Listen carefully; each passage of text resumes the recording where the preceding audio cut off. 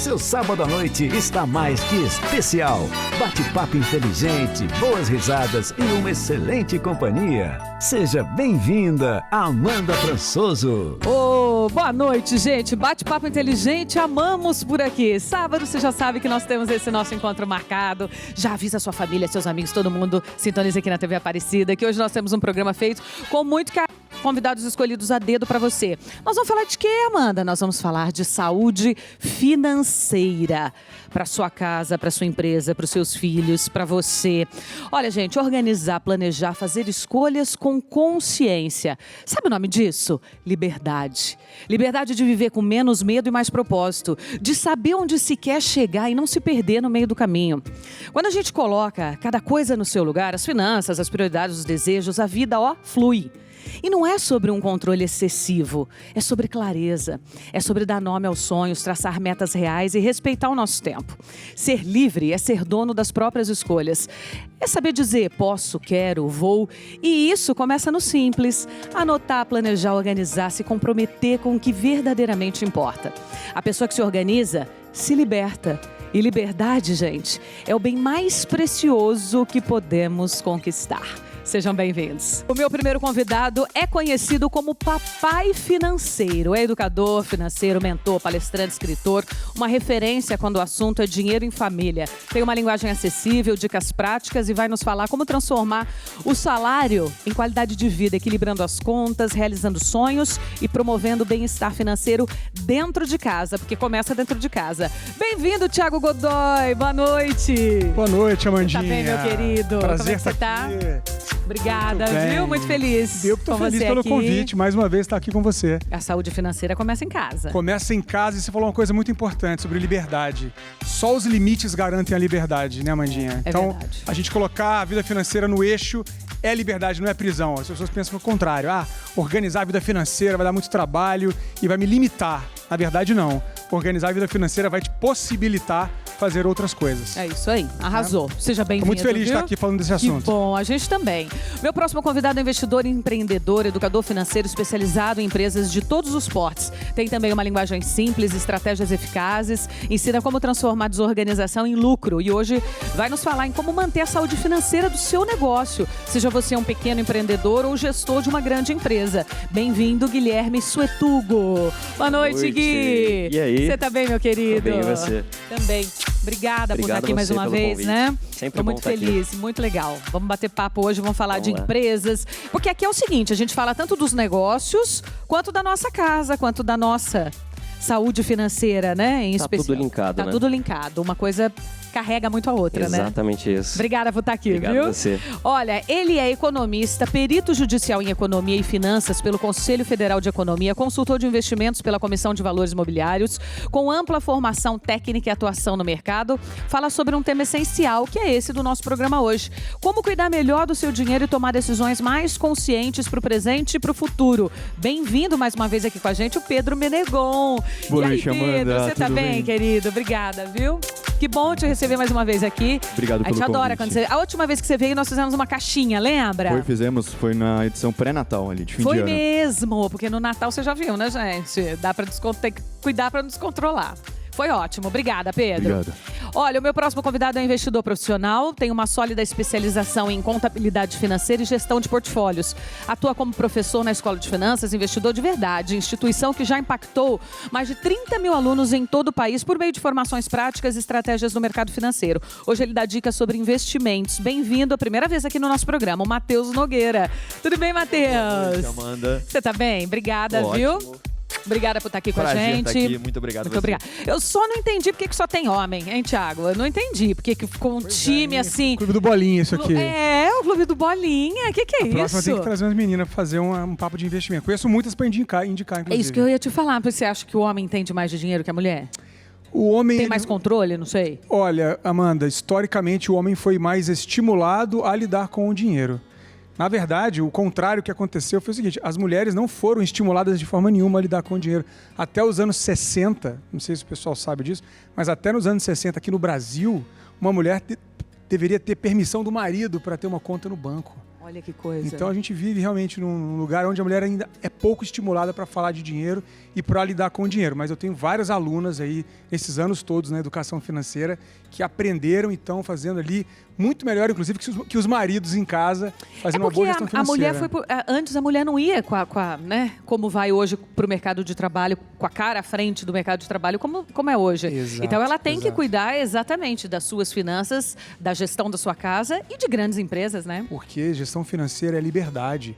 Quantas mulheres eu vejo que estão presas num relacionamento, num emprego que não gostam, porque não conseguem ter uma liberdade financeira. Então é importante sim olhar para isso e é mais fácil do que você pensa. A questão é começar, é encarar e começar, porque faz toda a diferença. E aí, já começando a pergunta contigo, para ter essa organização, essa gestão dentro de casa, porque um casal, né, se casa e aí o homem vem de uma cultura, a mulher de outra, são práticas diferentes, inclusive em relação ao dinheiro. Sim. E quando junta... Você acha que é importante essa conversa? Nós vamos dividir, é o homem o provedor, mas a mulher trabalha e de repente ganha mais. A gente acabou de falar que hoje as mulheres estão à frente do mercado de trabalho. Sim, muitas vezes elas podem financeiramente serem mais bem-sucedidas que o homem. Como é que traz esse equilíbrio para que gere paz e tranquilidade na casa? Perfeito, essa pergunta. Olha, independentemente de quem gera renda, se um gera mais, outro gera menos, ou um só gera renda, o papo financeiro precisa acontecer dentro de casa. Porque a coisa do relacionamento, tem inclusive uma frase de um dos maiores investidores de todos os tempos, que é o Warren Buffett. Ele fala que a maior decisão que ele tomou financeira da vida dele não foi os investimentos que ele fez, não foi as empresas que ele criou, foi a pessoa com quem ele se casou. Porque uma pessoa que está junto com você, na parceria, alinhada nos sonhos, nos objetivos, com combinados mesmo, né, que estão sonhos que a gente quer conquistar, isso é prosperidade. Então, o que acontece de errado que eu vejo nos casais é não falarem de dinheiro. É ficar aquela coisa de procrastinar. Uma pessoa vai lá e cuida, a outra acaba que não se envolve. Isso, como você falou muito bem, são duas pessoas diferentes. Por mais que você fale assim, eu tenho muito alinhamento com a esposa, com o marido, com o cônjuge, vocês são pessoas diferentes, com crenças diferentes, foram criadas de forma diferente e têm visões diferentes sobre o dinheiro. Então, conversar... Qual é o primeiro passo? Conversar. Qual que é o seu sonho? Qual que é o seu objetivo na vida? Eu quero ter uma casa na praia. Eu quero ter uma casa aqui na montanha, na Serra da Mantiqueira. Tem que conversar. Senão, conversar de sonhos, que é o que não acontece, quando você conversa de sonhos, você alinha objetivos. E aí economizar não é mais só, vou ter que deixar de gastar com um negócio que eu gosto. Não é isso. A gente está caminhando juntos para uma coisa maior, para uma coisa que é uma conquista.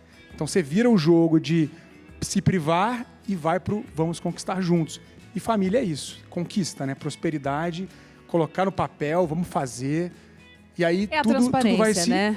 E tudo vai se alinhando, sabe? E todo mundo sabe que a gente está aqui no jogo para somar. É um pelo outro, né? Legal. Eu acho que não tem rivalidade, não tem competição, não é para ter, né? Competição, Não, eu acho que tá todo mundo junto por um único objetivo e é muito legal quando o casal cria essa consciência, porque vai passar isso para os filhos, para quem tá ao redor. O casal que entendeu que o relacionamento não é você brigar um contra o outro, é você lutar um pelo outro, esse relacionamento vai decolar. E tem um ponto adicional, dando minha contribuição aqui do lado de investimento, é que estatisticamente, existe inclusive um estudo da Universidade de Berkeley, na Califórnia, que acompanhou famílias ao longo de alguns anos e foi constatado que a rentabilidade média, quando era mulher investindo, era superior a quando o homem investia. Ou seja, a gente estatisticamente tem que as mulheres investem melhor do que os homens. Então, com certeza, tem muito a se contribuir nessa construção como casal. Quando, Gui, a gente leva isso, né? Nós estamos falando aqui da saúde da família, do casal, de dentro de casa primeiro. E quando a gente leva isso, então, para a gestão empresarial, como é que esse empresário percebe que a empresa, ou que seja a gente está falando da mulher, por exemplo, ela abriu, é uma empreendedora, está começando agora. Como é que a gente percebe que essa saúde financeira está desequilibrada? É muito legal você falar isso. Tem muitas pessoas que eu conheço até que começaram a empreender, né? A gente está falando dessa, não vou chamar de ascensão, mas as mulheres vieram para o mercado de trabalho de uma forma muito diferente hoje, né? A gente está vendo um crescimento nas empresas, mulheres empreendendo, como você falou, às vezes ganhando mais que o marido, contribuindo para a família. E tem um exemplo de um amigo, por exemplo, a mulher começou a empreender, ele é médico, trabalha muito, sem parar, E ela começou a empreender, isso foi bom para ela, porque ela conseguiu estar mais dentro de casa, equilibrar uma falha que estava ali dentro de casa, que na verdade era com o tempo com os filhos, porque ela trabalhava muito também. Só que ao mesmo tempo ela consegue contribuir mais dentro de casa com o dinheiro também. Por quê? Porque ela quebrou essa crença limitante de que a mulher não pode trabalhar, não pode empreender. E hoje tem tudo dado muito certo dentro de casa. Porém, cada pessoa no seu quadrado, digamos assim, né? Quando está bem conversado e bem definido, o casal andando junto com as suas metas, né? Que cada um tem um sonho diferente, né? Cada pessoa tem uma meta diferente. E eu acho que quando está bem conversado, as pessoas estão bem definidas, tem muito apoio dos dois lados. Então, se você quer empreender, só não misture o dinheiro da família com o dinheiro da empresa, com o dinheiro do emprego. Porque... Mas, por exemplo, essa mulher ou homem, enfim, né? Nós estamos saindo desse gancho, que quer começar a empreender. Outro dia nós fizemos um programa até do Dia das Mulheres e veio uma que, sei lá, ela fazia bolos em casa, aí foi fazendo, aí foi pra rua, aí foi pro bairro, aí foi pra cidade, aí hoje ela tem franquias e é uma pessoa de muito sucesso. Mas esse dinheiro para fazer esse primeiro investimento não é um dinheiro da casa dela ou que ela tem guardado num... né? Ou que ela vai vender um carro, ou vai vender, não sei, ele não sai daí? Sempre, assim, 99% do dinheiro para quem começa um negócio novo é o dinheiro próprio. E essa é a maior dificuldade do empreendedor, porque separar a sua pessoa física da sua pessoa jurídica. Porque você começa a desembolsar dinheiro para a empresa começa a dar lucro ou prejuízo, e aí você tira do seu bolso da pessoa física, coloca na pessoa jurídica e esse dinheiro vai se misturando. Então é muito importante quando você vai empreender. Eu vendi o meu carro para empreender. Isso foi a primeira coisa que eu fiz na vida.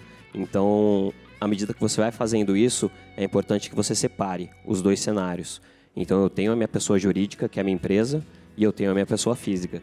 Porque se você começar a gastar muito, seja em qual das duas for, isso pode se misturar em algum momento e você não consegue voltar para trás. O Pedro deve ser muito louco, porque começa a dar lucro, aí você diz, não, mas se eu vender meu carro, agora tá dando tanto lucro, bora, vamos gastar, vamos comprar outro carro e tal. Ou reinvestir no negócio, que eu imagino que seja o ideal. Mas é complexo, né? Um dos maiores erros ali do empreendedor, principalmente do pequeno empresário, da pessoa que está começando um negócio, uma microempresa agora, é essa confusão de misturar a pessoa física com pessoa jurídica, como você bem colocou, inclusive. Eu acho que é muito importante, desde do momento inicial, você conseguir separar ali o orçamento da sua empresa com o seu orçamento pessoal. E uma vez que esse negócio seja próspero, dê certo, você também separar para si um salário, um prolabore, uma distribuição de lucros e não começar a usar o dinheiro da empresa como seu dinheiro pessoal. Eu acho que o erro mais grave, ele começa a acontecer quando a pessoa começa a entender os lucros da empresa como os lucros pessoais do empresário. E aí isso fica muito, muito difícil de ser separado, porque sua empresa fatura 6 dígitos, 7 dígitos ali, dependendo do estágio que chega, 100 mil, 1 milhão. A pessoa começa a achar que ela está milionária, quando o negócio tem uma série de custos, funcionários ou custos intrínsecos ali que não necessariamente sejam com pessoas, mas equipamentos, sistemas. Hoje em dia, na era da internet, acho que sistema custa mais caro até do que funcionário, se você for pensar. E a pessoa acaba usando esse dinheiro como se fosse tudo o salário, né? E isso é um grande problema. Tem que ter uma diligência muito forte na separação ali do que é meu, do que é o dinheiro que se refere a mim e do que é o dinheiro que se refere ao negócio, né? Mas, ainda assim, é onde a gente vê o maior erro dos novos empresários. Achar que o dinheiro da empresa é o dinheiro dele. Né? É o maior. Mateus, existe um prazo, uma média de prazo para uma pessoa que está investindo, que está começando agora como empreendedor, começar a ver frutos? Porque reinveste, ganha, reinveste, né? É um lucro que parece que não é muito um lucro, porque vai ficando ali. Quando é que eu sei que eu posso pegar esse dinheiro e fazer uma viagem, repor meu carro, enfim? Perfeito. O ponto mais importante é o alinhamento com o seu objetivo, qual a expectativa que você tem de acordo com cada parte desse dinheiro. Existe a possibilidade de diversos prazos diferentes. Tem investimentos onde você vai ter um retorno no curto prazo, investimentos onde você vai ter para o médio prazo, assim como para o longo prazo também. Então tem todas as possibilidades, então não tem exatamente um tempo médio esperado. O importante é ter o planejamento de quando vai utilizar esse dinheiro, porque a partir disso você vai adaptar o investimento para aquele prazo em específico. Seja dentro da expectativa de negócio, de quando você vai utilizar o caixa da empresa, ou olhando para finanças pessoais, para investimentos onde você faz como pessoa física, onde você vai adaptar, inclusive esse é um dos fatores mais importantes. A determinação do prazo que você vai utilizar esse dinheiro faz mudar completamente as opções de investimentos. Então esse é o grande ponto. Independente do prazo, seja curto, médio ou longo prazo, é ter a clareza de qual é o objetivo daquele dinheiro, porque assim você consegue alinhar o investimento com um objetivo específico. Mas todo mundo pode investir? Todo mundo, na sua opinião, nasceu para investir? Ou depende do momento, do perfil, daquela... Enfim, depende do quê? Perfeita. Essa pergunta é muito boa porque isso se encaixa dentro dessa perspectiva de objetivo. Eu diria que a organização financeira ela é para todo mundo, independente do momento de vida. O investimento ele entra como uma ferramenta desse planejamento financeiro para uma etapa específica da sua organização. Então, deveria ser para todo mundo, uma vez que alcance um momento financeiro onde consiga gerar a sua renda e, ao final do mês, ter um excedente de renda. Ou, do contrário, né, já separar no começo do mês um montante do seu dinheiro, da sua renda, que vai ser direcionado para isso. Pode ser que você esteja em um momento financeiro onde isso não é possível, onde você tem outros direcionamentos para pagar uma dívida, para se organizar financeiramente, isso não tem problema, você estar durante um período não sendo importante investir naquele momento. O importante é você já ter a perspectiva de quando você vai chegar no momento que começa a investir. Isso é importante independente do objetivo. Você não precisa colocar um cenário onde você vai investir 50% do que você ganha. Só de ter uma perspectiva de alcançar um nível de organização onde você possa investir 2, 3, 5% do seu salário, você já consegue direcionar melhor o seu foco e assim ter uma vida financeira muito mais confortável e mais segura. A gente está falando sobre saúde financeira e eu sei que tem muita gente nos assistindo agora que talvez esteja desequilibrado em relação a esse assunto, com dívidas. Na opinião de vocês, aí pode responder quem quiser, como é que a pessoa entra nessa bola de neve de dívida e como é que sai? Hoje existem negociações, está mais fácil, está mais difícil, é importante pegar um advogado, um consultor, ou é direto com o banco? Como é que eu saio dessa presepada? Bom, vou começar aqui. Sim, hoje o Brasil vive já há vários anos, na verdade, uma bola de neve em dívidas. 78%, 80% da população está endividada, a gente tem mais de 71 milhões de inadimplentes, pessoas que não pagam as suas contas, porque é importante definir com clareza o que é dívida, né? Um financiamento imobiliário é uma dívida, mas se você pagar, né, adequadamente, se você conseguir amortizar ainda com menos tempo, melhor ainda. Mas é um imóvel que você está comprando. Agora, é diferente de você parcelar para consumo. E esse parcelamento para consumo que acontece muito no Brasil, principalmente de 2003 para cá, a gente teve um acesso muito grande a esse consumo, o que foi positivo no início, principalmente porque deu acesso a bens de consumo a muitas pessoas que não tinham antes. Então a pessoa não conseguia comprar uma geladeira, uma máquina de lavar, e só quem lavou a roupa no tanque sabe o quanto que é um ganho na vida ter uma máquina de lavar, certo? Só que isso não foi acompanhado de um processo de educação financeira. Então a gente tem uma cultura do parcelamento no Brasil. E aí, qual que é o problema que eu sempre digo? Existe, gente, as parcelas se encontram lá na frente. Você dá uma parcelinha aqui, daqui a 2 meses você faz outra parcelinha, daqui a 3 meses outra parcela. Aí chega no início do ano que vem, bateu janeiro, é IPTU, é IPVA, é escola do filho, e aí teu orçamento fura. E é um furão que às vezes você não volta, ou demora muito tempo. Hoje a média de dívida no Brasil é de R$3 mil. É muito pouco se você for olhar, né? Uma família endividada, na média, tem R$3 mil de dívida. Qual que é o problema? R$3 mil para essa família é muito. E com os juros que são cobrados no banco, né, ali onde ela está devendo, isso vai só aumentando se ela não consegue pagar. Então, muitas vezes ela fica 2, 3 anos para pagar uma dívida de 2, 3 mil reais. Como é que é para sair aqui, para eu fechar o papo e abrir para os amigos? Você primeiro olhar qual que é essa dívida com clareza. O que é que você está devendo, para quem, quanto, né, e qual que é a taxa de juros. Olhar essas dívidas e começar a classificar elas pelo tamanho delas, né, o quão caras elas são, principalmente o volume financeiro e o preço da taxa de juros. E aí, a partir disso, hoje tem feirões de negociação, facilmente você consegue acessar, Serasa faz, você consegue entrar em contato com esses feirões ou diretamente com os credores, com quem você pegou o dinheiro emprestado, né? Hoje, 70%, 80% da dívida está no cartão de crédito. Então, você entrar em contato com a operadora do seu cartão, tentar fazer uma negociação, eles têm interesse nessa renegociação. É claro que você vai gastar uma energia, um tempo, vai ter que ter uma insistência, mas hoje você consegue até 90% da dívida, ou seja, você deve R$1.000, você consegue sair pagando R$100, por exemplo, tem 90% de desconto na dívida. R$100 total da dívida? Você consegue, não é sempre, tá? Não vou dizer isso. Você não incentiva o sim, povo a sim, dever, não, mas não, claro. Tô brincando. Você tem que estar tem vários critérios para você conseguir, mas hoje o interesse é que você renegocie e pague a sua dívida. Kit. É bom para todo mundo. E aí, mais importante do que isso, né? Você vai buscar, você vai conseguir renegociar. Mais importante do que isso é você ter muito cuidado nessa coisa de parcelar tudo. As pessoas caem nisso. Como se, vou comprar um livro, vou parcelar. Você tem o dinheiro para comprar, mas você parcela porque, poxa, é pouquinho a pouquinho, a sensação. Sentir. Não vou sentir. Ai, essa frase Esse é não tão vou nossa. sentir. Não vou sentir. Então, isso que é um perigo, cara. Que a galera entra nisso meio que no hábito e aí cai num buraco e depois para voltar. Mas é legal você estar falando disso. Acho que quando você sabe utilizar isso a seu favor, é muito bom. Então, as parcelas vão se encontrar em algum momento, quando você vai parcelando. Porém, se você puder pagar sem juros, parcelado, e você tiver um investimento aliado a isso que vai te pagar mais do que o que você gastou, só que você está se planejando para isso, aí é legal. Então vamos supor que você já se programou para comprar uma televisão ou você quer trocar de carro, você já joga isso dentro de um objetivo, caixinhas, não sei qual foi a dinâmica que vocês fizeram, né? Separar em caixinhas para que você possa estar preparado para parcelar essas caixinhas.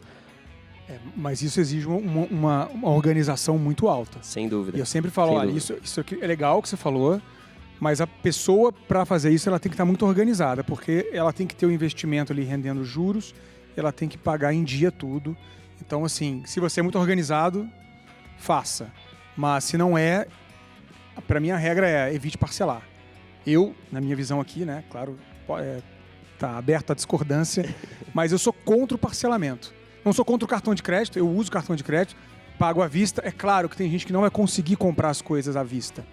É óbvio. Mas tem coisas que você conseguiria comprar, que você pode se organizar e não comprar. A gente cria o hábito. Eu digo por mim. Isso. Às vezes você vai comprar uma coisa nesses aplicativos. Aí, sei lá, é uma coisa até barata.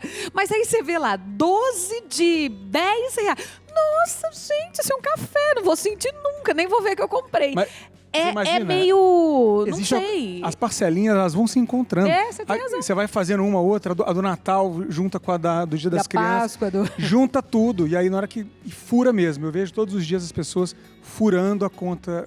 Eu acho que essa... Tenho que chamar um intervalo rapidinho, mas na volta eu acho que é super importante vocês complementarem, a gente continuar falando. Esse assunto de parcela, não parcela, vou comprar uma casa, financia, a dívida, como é que fica? Isso é um assunto muito importante e pertencente às nossas famílias. Então, bora voltar nesse assunto. Eu vou pro intervalo, mas quero que você fique aí, tá? Até já. Estamos de volta, @depapo com Amanda Françoso, esse é o nosso Instagram, já nos segue lá, pode mandar sugestões de convidados, sugestões de temas, coisas que você, né, assuntos que você queira ver desfilando aqui no nosso programa. Vou deixar os 2 livros para você, o Diário da Vitória, que é uma escrita terapêutica, é um livro para todas as noites você colocar ali, escrever mesmo, razões que fizeram seu dia valer a pena, atitudes, impulsionamentos que você vai tomar no dia seguinte para chegar mais rapidamente aos seus objetivos. É esse aqui, meu primeiro livro, é um diário de prosperidade. Esse é o Pare, Pense e Reflita, é um compilado de pensamentos, lançado inclusive aqui com a editora Santuário. Se você vier aqui à nossa Basílica, lá no subsolo tem uma biblioteca, tem uma livraria, e aí você tem acesso a todos esses livros. Esse aqui, gente, são pensamentos, é aquele livro para você abrir em uma página, ler, né, que seja uma palavra amiga para os dias que você mais precisar. E vai ser uma honra para mim poder fazer parte da sua jornada de desenvolvimento humano também através dos livros. Está à venda pela Amazon, pelo meu site, em algumas livrarias do país. Pedro, para pessoas endividadas, como é que a gente tem que priorizar, né, esse pagamento dessas dívidas e qual é a forma mais eficaz de negociar isso? Perfeito, Amanda. Eu acho que as principais despesas que não podem ficar de fora quando você entra numa espiral de endividamento são aquelas despesas essenciais. Então, por exemplo, Supermercado, hoje em dia você tem cartão até do supermercado, mas então priorize não ficar endividado com as suas contas de consumo. Água, luz, telefone, internet, porque são despesas essenciais, tá?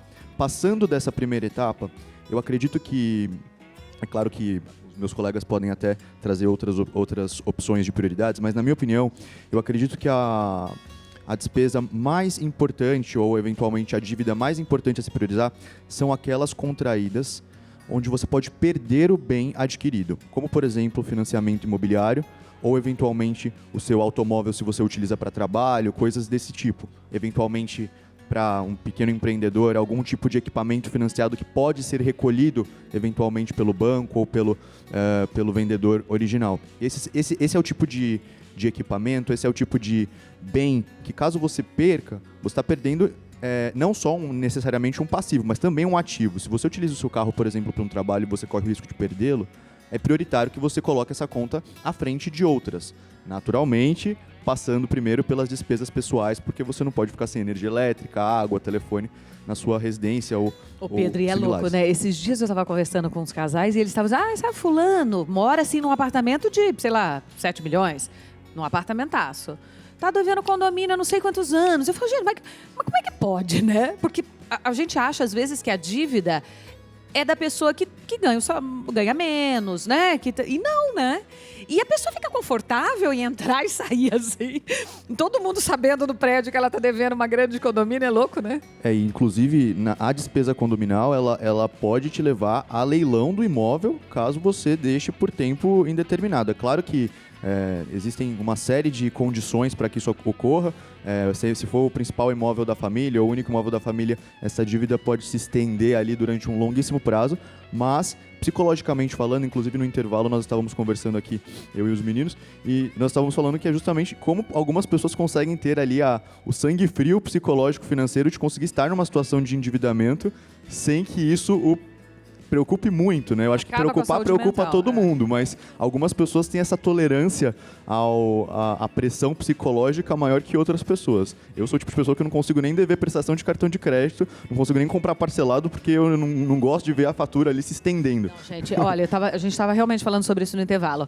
Você pensar que você está assim, sem a sua saúde, sem o seu equilíbrio financeiro, que você está devendo, que você não tem dinheiro. Cara, isso acaba com a nossa saúde mental. Não tem como você estar felizona e bem, sabendo que, né, que você está em total desequilíbrio. É impossível. Eu acho que um ponto para contribuir, concordando com tudo que nossos colegas falaram, é ter a consciência. É entender que, mesmo que se coloque um cenário ideal, que o esperado é que não se adquira esse tipo de dívidas, não se parcele, mas entendendo que, na realidade, pode ser utilizado isso para algum bem específico, como colocou uma máquina de lavar que vai facilitar a vida e assim por diante, isso é até aceitável em um certo nível. O grande ponto, que para mim é o perigo mais iminente e que foi criado mais recentemente, principalmente com o advento do celular o tempo inteiro na nossa mão, é exatamente o ponto que você colocou, dos aplicativos, da facilidade. Hoje em dia, todos esses aplicativos, eles são desenhados de forma a você tomar uma decisão quase que inconscientemente, colocando de uma maneira intuitiva para você comprar aquilo que muitas vezes você não precisa. Uma vez que você tem a consciência de que aquilo é feito para isso, você consegue parar uma etapa antes e refletir. Opa, de fato isso daqui eu preciso? De fato eu estou comprando isso porque é uma necessidade? Sabe por quê, Matheus? Eu sou a mulher aqui representando, eu vou falar a parte corriqueira da vida. É aquilo assim, ó. Você vai numa loja, você viu uma coisa, achou bonita, às vezes não comprou, tá na dúvida. Aquilo às vezes fica na sua cabeça e às vezes não. Passou 2 dias, você fala, ainda bem que eu não comprei, não ia usar aquilo e tal. A compra na internet, ela é no teu momento, no calor da tua emoção. Meu Deus! Pufo, comprou. Não tem aquilo, eu vou pensar, daqui 2 dias eu volto ao shopping. Porque muitas vezes a gente desiste da compra nesse voltar. Ah, não deu tempo, passou uma semana, passou 2, não preciso daquilo, já vi que eu tenho outro sapato igual, tal. A compra ali no aplicativo, ou alguém, né, as influenciadoras, leva agora, você fala, nossa, vou levar. Tum. É emocional. É né? emocional, é muito rápido. E importante que isso é um processo biológico, de fato. Em toda tomada de decisão, a gente sempre faz a avaliação do esforço pela recompensa. É a mesma coisa de você estar fazendo dieta e ter um bolo de chocolate na geladeira. É muito mais fácil você sucumbir àquilo. Hoje em dia, a gente tem a recompensa muito fácil no celular com a compra, com esforço mínimo. Você colocou o cartão ali na hora, você não precisa se direcionar à loja, você não precisa se deslocar a algum lugar, e aí desequilibra essa relação. Você tem uma recompensa muito rápida, uma injeção de dopamina no cérebro, com o mínimo de esforço possível. Isso que gera essas compras compulsivas. Sem contar, hoje em dia, com fretes astronomicamente rápidos, né? Você comprou hoje está na sua casa. A facilidade do meio de pagamento, você mencionou o cartão de crédito, só complementando, né? Você coloca o cartão de crédito uma vez, depois ele fica salvo lá, então você não precisa nem colocar de novo, é só clicar num botão, tá na sua casa amanhã. Será que dentro de casa é importante cortar custos, organizar melhor ou trabalhar para ganhar mais, ter um plano B, ter um segundo trabalho? O que será que a gente faz com tudo isso? Intervalo, e na volta tem muita resposta que a gente precisa ouvir, viu? Papo valioso, até já. Estamos de volta, @depapo com Amanda Françoso, esse é o nosso Instagram, estamos juntos todo sábado, 19h30, e é o seguinte, agora, terminando o programa, ele já sobe pro YouTube. Então você perdeu o comecinho, já pode rever, indicar para alguém. Gostou muito do papo? Já indica, compartilha. Eu sempre posto também, a galera que posta. Então, quando você entrar lá no A12, quando você entrar aqui no portal, você vai ver que tem uma playlist com todas as edições do programa. E eu tenho certeza que tem muitos temas que vão ser pertencentes aí ao seu interesse. E vai ser muito bom poder levar esse conteúdo aí para sua casa. Meninos, Pedro, essa organização que a gente tem que ter, a gente falou um pouco de empresa, mas o nosso público, eu acho que precisa desse papo familiar também. A gente corta custos, gastos, a gente muda o comportamento ou trabalha para ganhar mais? Ou faz tudo isso? Eu ia dizer exatamente isso, eu acho que é uma combinação de tudo.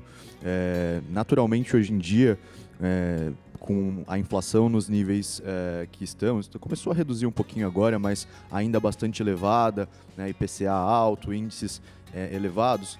Naturalmente, se você puder usar uma das suas habilidades paralelas ao seu labor, ao seu trabalho principal, é sempre bem-vindo que você o faça para conseguir incrementar a sua renda principal, né? Sua renda ativa.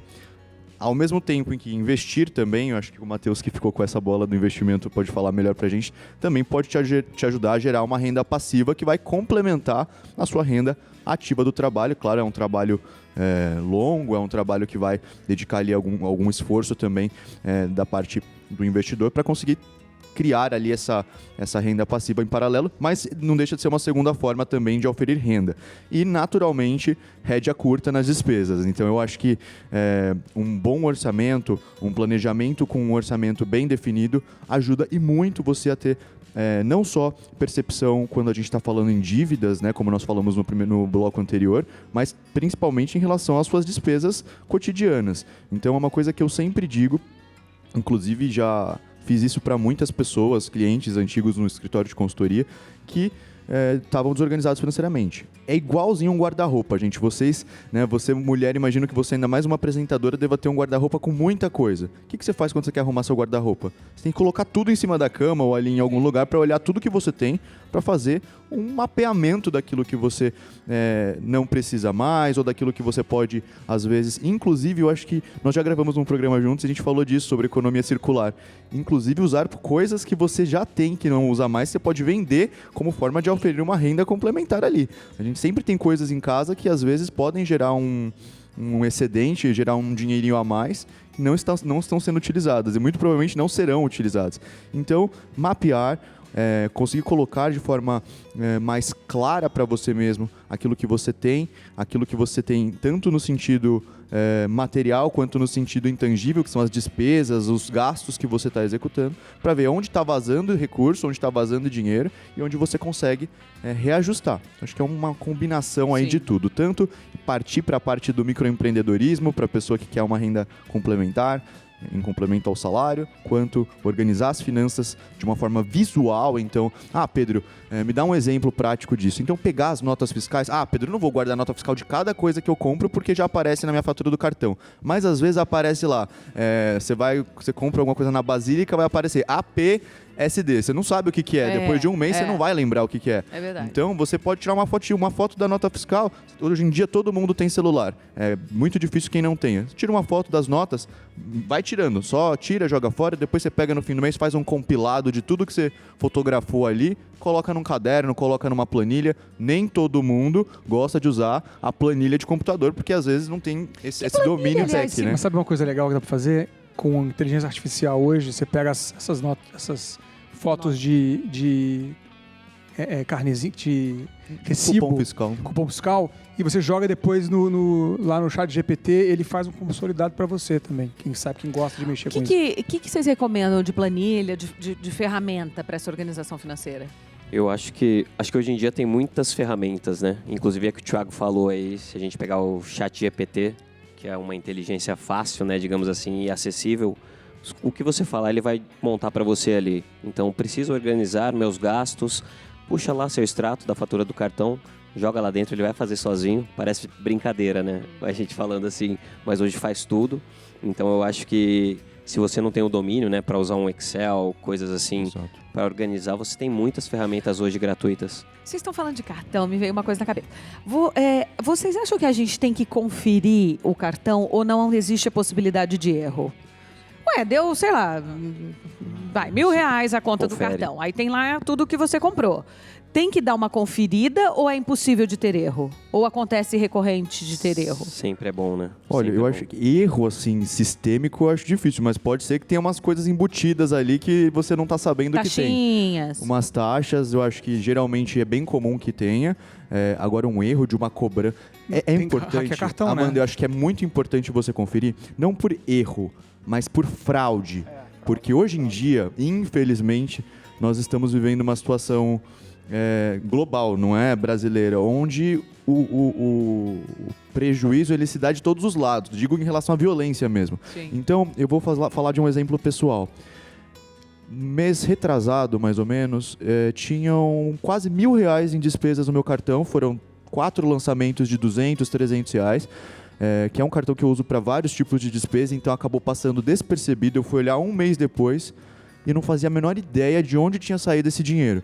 Fui ver, era uma fraude no meu cartão, alguém pegou o número do meu cartão, porque a versão impressa dele não estava comigo, e comprou, passou nessas máquinas falsas, só uma atrás da outra, tinha umas 5 despesas de R$200 e poucos cada, e aí eu acho que meu cartão travou essas operações depois. Então, nesse sentido, eu acho que é muito importante, mas veja que não é um erro, né? É uma fraude, Sim, né? Não é sim. uma falha do cartão. E isso pode acontecer muito e com qualquer pessoa. Né? Ô, Matheus, quais são Independente os inimigos invisíveis da saúde financeira do nosso dia a dia? Eu acredito que hoje todos esses inimigos eles estão principalmente ligados a esse processo de facilitação. Tanto no cartão de crédito, quanto em aplicativos, quanto em todas as interações que a gente tem de compra. Uma vez que nessa tomada de decisão é muito fácil a gente se iludir e fazer uma compra por impulso. E o ponto principal unido a isso é a quantidade de parcelas. Como nosso colega colocou, você cria vários buraquinhos ali no balde e essa água ela vai vazando sem sequer que você perceba. E você só consegue ter uma dimensão disso quando você dá essa olhada global. E eu até adicionaria isso, unindo a resposta do nosso colega anterior, em relação a verificar o cartão de crédito, não somente para tentar identificar alguma fraude ou algum erro, mas para você conseguir ter a consciência de como seu dinheiro está sendo utilizado. Você não consegue melhorar aquilo que você não consegue medir. Então, sempre o primeiro passo é você se instalar na realidade para compreender para onde o seu dinheiro está sendo direcionado, como ele está sendo utilizado e assim conseguir evitar essas armadilhas. O grande passo é quando você consolida tudo isso e agrupa essas mesmas despesas que parecem poucas individualmente, você aí sim consegue perceber que grande parte do seu orçamento normalmente está alocado em algo que não é prioridade para você. E a grande vantagem do planejamento da organização financeira, na minha visão, não é você necessariamente gastar muito menos ou economizar de qualquer forma, mas sim os seus gastos estarem alinhados com seus reais objetivos. E esse diagnóstico serve para exatamente isso, para você identificar aquele gasto que não necessariamente está atrelado àquilo que é a sua prioridade. E assim você consegue reorganizar para gastar melhor o seu dinheiro.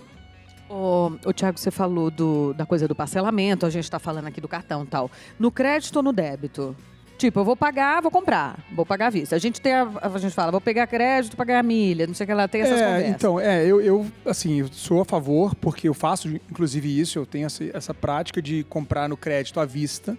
Então, me planejo para comprar, se for uma coisa com valor maior, eu tenho que, né, separar esse dinheiro de alguma reserva ou durante os meses, vou lá comprar à vista no crédito, porque eu consigo pontuação, né, e aí isso daí, para mim, faz sentido. O débito, acho que também pode ser usado. Eu, por muito tempo, fiquei no débito para acompanhar meu saldo, uma época que eu estava mais rígido. Então, por exemplo, a pessoa que tem dificuldade mesmo, está aí mais afundada em dívida ou não consegue poupar. A ilusão do cartão de crédito pode pegar a pessoa, porque o cartão de crédito não é uma conta. Só gastei 2.000 de cartão, ou 1.000 de cartão. Cartão não é uma conta. Cartão é um meio de pagamento. Então, você tem que entender, né, como o Matheus falou, você tem que entender onde está, o que está acontecendo ali nesse padrão. Agora, se você consegue se planejar, consegue pagar isso à vista, você tem um benefício da pontuação. Mas não é para ficar comprando coisas a mais que você precisa para ganhar ponto. Que é um erro que vale. Não, ganho milha, aí compra um monte de coisa que não precisa para ganhar milha, aí junta lá não sei quantas mil milhas, não consegue voar nem daqui até do outro lado ali da cidade, entendeu? Então tem que ver isso também, porque tem essa... tô com 50 mil milhas, aí não consegue nem uma passagem também. Então tem que ir com cuidado. O mais importante é você ter consciência do que você tem de renda disponível, pagar suas contas, né, mais importantes primeiro. Se possível, já reservar um dinheiro antes de gastar com bobagem. Não espera sobrar, porque não vai sobrar nunca. Sempre vai ter alguma oportunidade de você fazer besteira com o teu dinheiro. Então separa, põe lá num investimento simples, lá num investimento com liquidez, para você poder ter uma reserva. A gente vai falar mais disso depois, né? Mas tenha o hábito, o mais importante. A quanto que eu invisto? R$30, R$50 por mês, acredito que você consiga. Mas se comprometa com o valor. Entrou minha renda, separa esse dinheiro, agora eu vou ter que viver com o resto. E aí, eu separo esse dinheiro e coloco onde? Coloca num investimento simples de renda fixa, num CDB com liquidez diária, num Tesouro Selic. Como é que eu acesso isso? Abre o aplicativo do seu banco, aí eu vou comprar pizza. Você compra pizza no aplicativo lá de delivery? Sabe que você entra lá, tem a pizza, calabresa, mussarela. Você vai entrar no aplicativo do seu banco ou da sua corretora, vai ter lá o dinheiro para você, né, na sua conta corrente, você vai pegar, quer investir. Cada banco vai ter de um jeito, vai estar lá, investir. Você vai pegar, vai clicar, vai buscar lá Tesouro Selic ou CDB lá de liquidez diária, que é um investimento que rende a Selic, lá que a taxa Selic, que é a taxa básica de economia, rende mais que a poupança. Não tem ciência de foguete, não tem que aprender bolsa de valores agora. Quem está começando é fazer a reserva de emergência num investimento simples, porque mais importante do que o investimento, ele não vai te render milhões. Você não vai pegar R$100 e multiplicar em 10 mil. Só você ficar muito tempo investindo.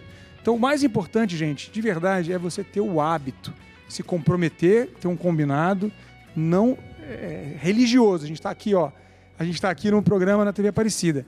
Se compromete religiosamente com um valor possível todos os meses, porque você vai mudar a forma que você usa o seu dinheiro.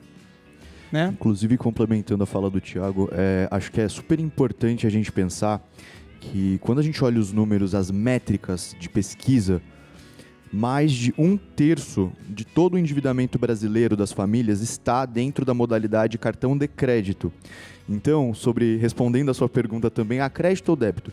Para a população em geral, nós estamos em 4 profissionais aqui de mercado. Talvez a gente pode acabar ficando um pouco desaderente da realidade do todo. Eu entendo naturalmente que quando você chega, você já está um patamar de classe média, média alta, as milhas fazem muita diferença. É muito legal você comprar tudo no cartão de crédito e desempenhar as milhas. Porém, quando a gente olha para o conjunto da obra, a realidade brasileira, a gente tem que lembrar que 1/3 de todo o endividamento brasileiro está atrelado a cartão de crédito. Então, nesse sentido, eu acho que se a gente pudesse dar uma resposta mais generalista, o cartão de débito, eventualmente, é aquela despesa que você gasta só o que você tem e não o que você acha que tem, porque quando você tem essas pesquisas sendo randomizadas, olhadas dentro das casas brasileiras, qual é a justificativa?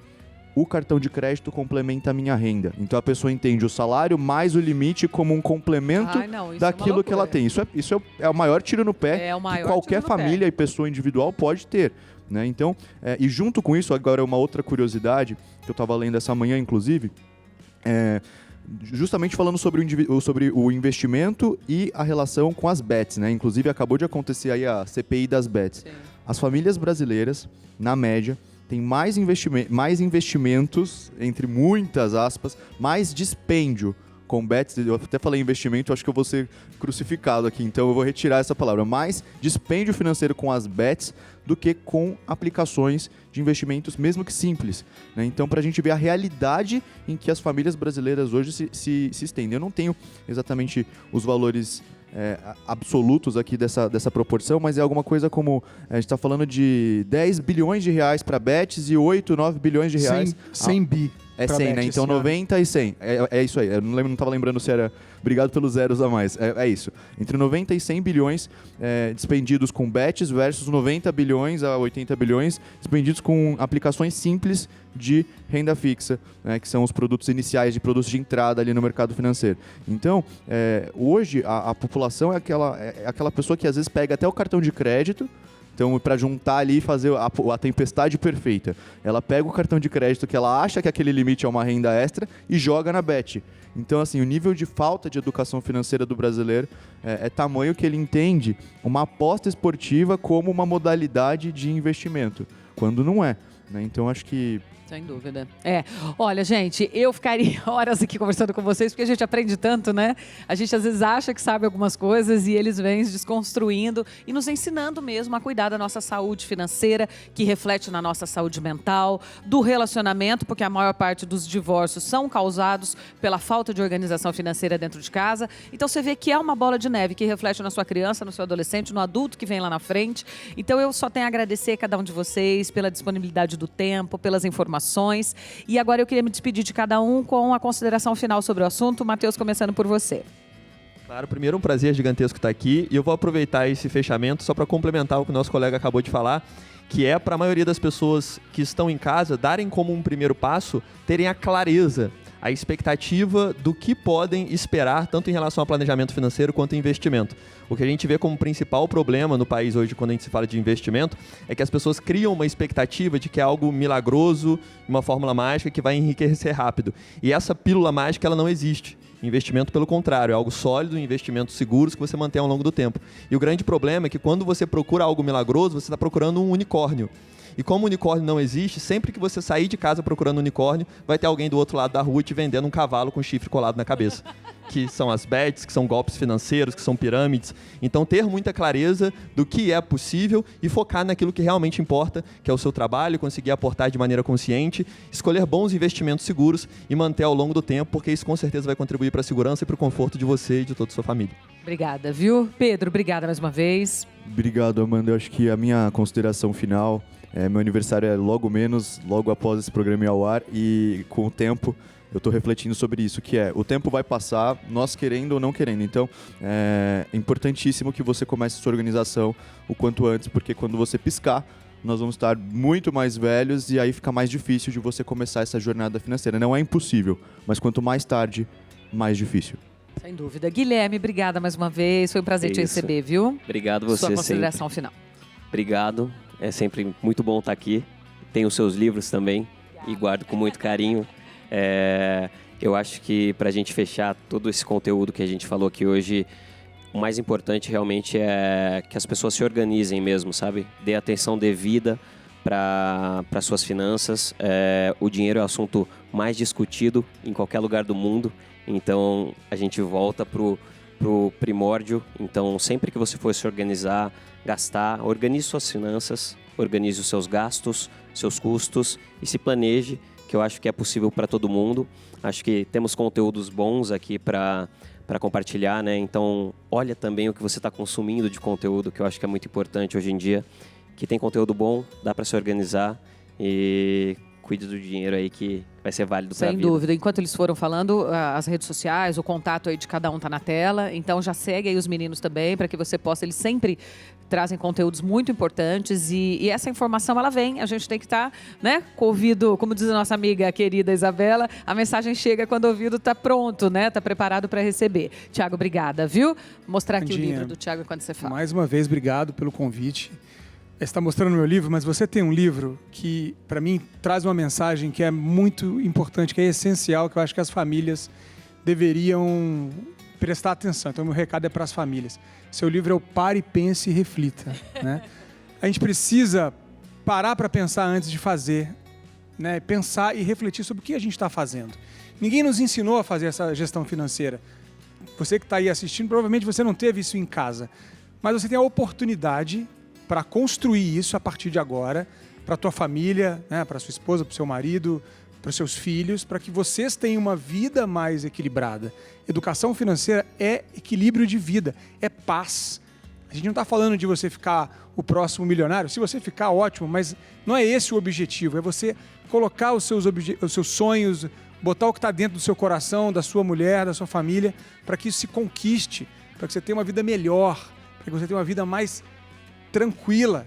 Né? Então, a educação financeira é um processo, ela é uma educação para a vida, e nós adultos aqui devemos nos empoderar desse conhecimento, porque eu até hoje, tenho 11 anos que eu estou nessa área, eu nunca vi alguém voltar dizendo que piorou. Todo mundo melhora. Então, sempre acompanhe aqui todos os colegas que vieram. Quem quiser também acessar o meu livro, ele fala sobre como as emoções impactam a vida financeira. Né? As emoções impactam muito a nossa vida financeira, então eu trago isso daqui, é um guia simples para você começar nessa jornada. E, bom, a gente faz diagnóstico financeiro também para as famílias, que é muito importante. Quem quiser saber a situação financeira atual, como é que começa a caminhar melhor para essa vida financeira, acessa a gente lá no @papaifinanceiro. Mais uma vez, muito obrigado pelo convite. Obrigada, viu? Obrigada a cada um de vocês. Foi um prazer muito grande. Obrigada a você que passou um pouco do seu sábado à noite com a gente. Obrigada, equipe. Que esse papo realmente faça sentido para você. O que a gente quer? Que você coloque sua cabecinha no travesseiro, durma em paz, né? Tranquilidade, felicidade, saúde aí para curtir seus dias, tá? Beijo, gente. Até sábado que vem. Boa semana para vocês. Valeu. Obrigada.